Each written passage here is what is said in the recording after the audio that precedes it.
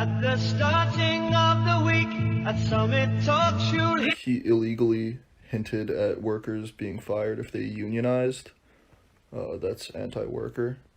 He illegally opened one of his factories during COVID lockdowns, and he gave employees the option to stay home if they didn't feel safe working. And then a few weeks later, all of the employees who stayed home for their own safety were fired. He more than likely was involved in the coup in Bolivia, and then when people were asking him about the human rights violations that were happening in Bolivia as a result of the coup, all he had to say in response was, "We will coup whoever we want."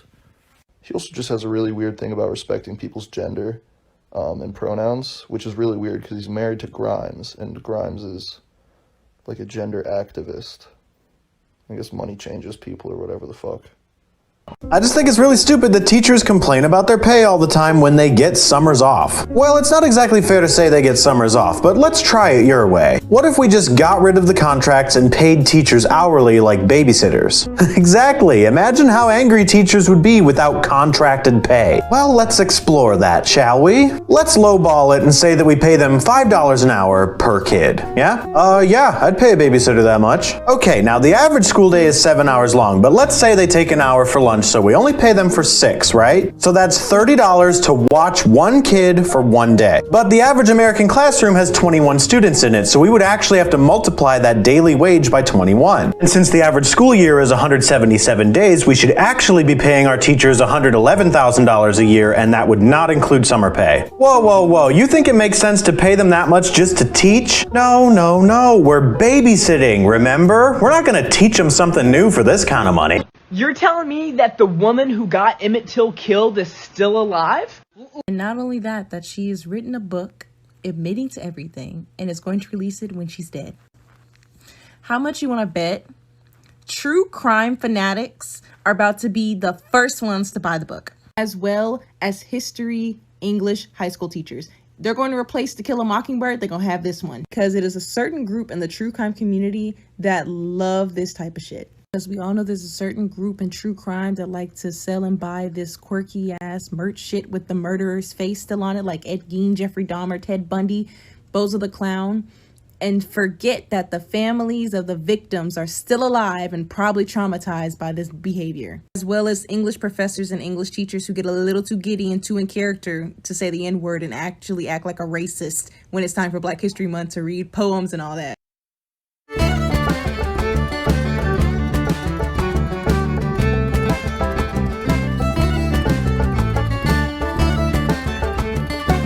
Yo!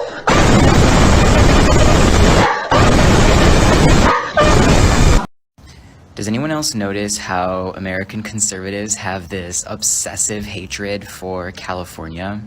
They always talk about how it's some communist dystopia, there's poop in the streets, and everyone is trying to escape California. Like, the level of attention California gets from conservatives is not normal. And I think there's a couple of reasons for this. Republicans are salty over the fact that they lost California. Basically, from the 1800s until the 1990s, California was a Republican state. And the 1990s coincided with a large wave of Mexican immigration. Which leads me to point 2, California is diverse. Where I live, in Southern California, white people are not the majority, and this scares conservatives. And lastly, I think it's just pure jealousy. California is a beautiful and prosperous place. I notice most conservatives tend to live in sticky swamps and itchy deserts.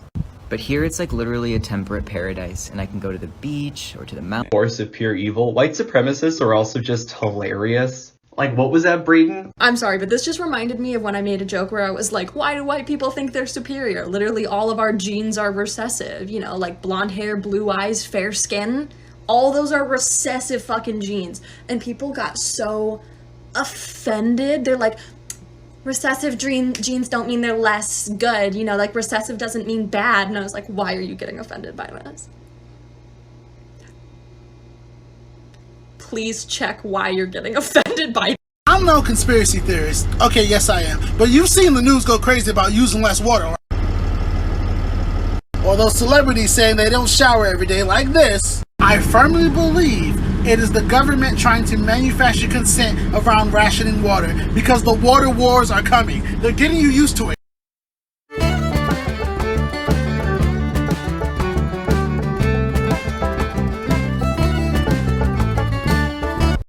Put your mask on right.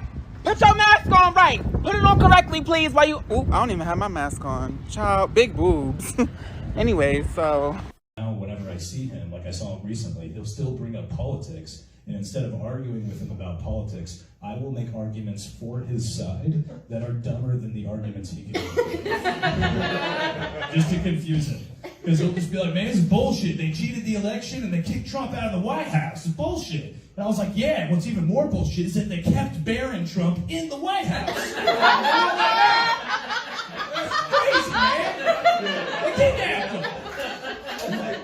He's like, yeah, I don't know if that's true.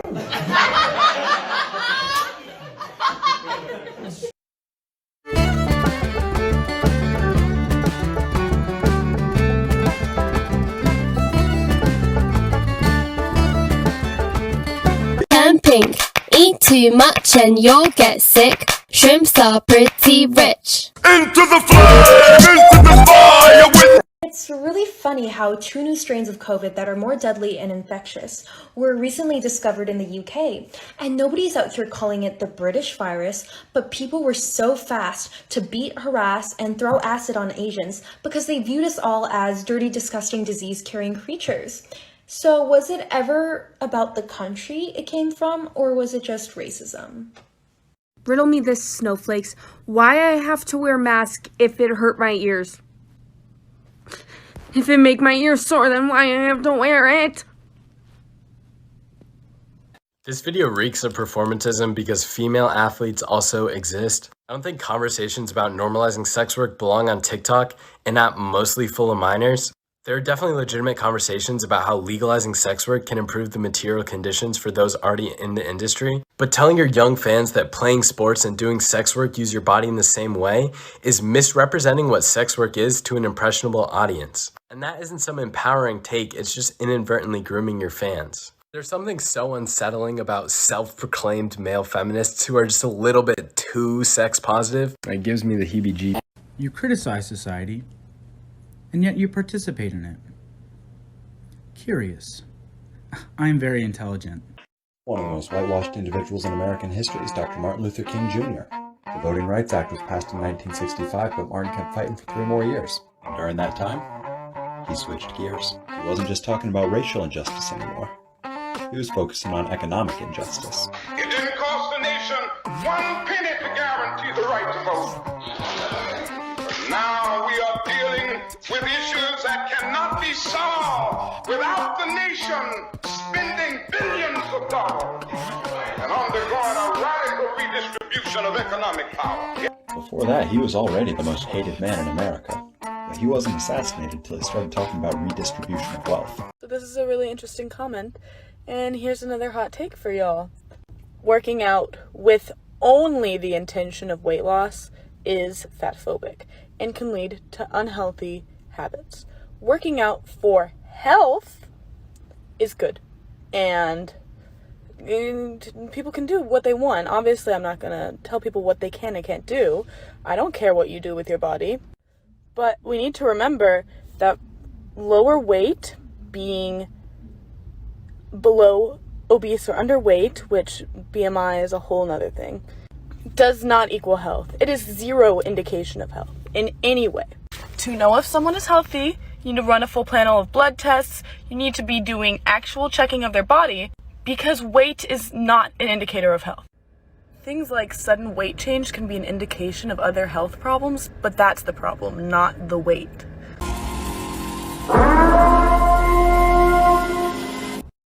Please let this be a normal field trip with a friend? No way! Welcome to Afghanistan. So it's hot boy summer in Afghanistan, and the Taliban is having the time of their life. Are you fucking kidding? Stop spreading those rumors around. Stop spreading the lies. Are you happy to be in Paris? So a bunch of y'all got into Ivy Leagues yesterday. Congratulations.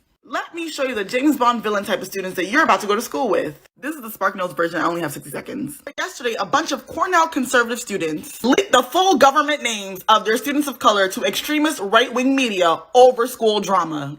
These students are now facing death threats, their families are being harassed, and they're being called every racial slur in the book by a bunch of white supremacists all over the country. To make it worse, a group chat conversation was leaked of them celebrating their own peers being harassed, and one even said it brings them euphoria. I'm not done. The worst part is, these students were already being harassed by a bunch of right-wing Cornell students under fake accounts. It even came out that a black female student was assaulted. And our school has done nothing. Because guess who holds the power at these institutions?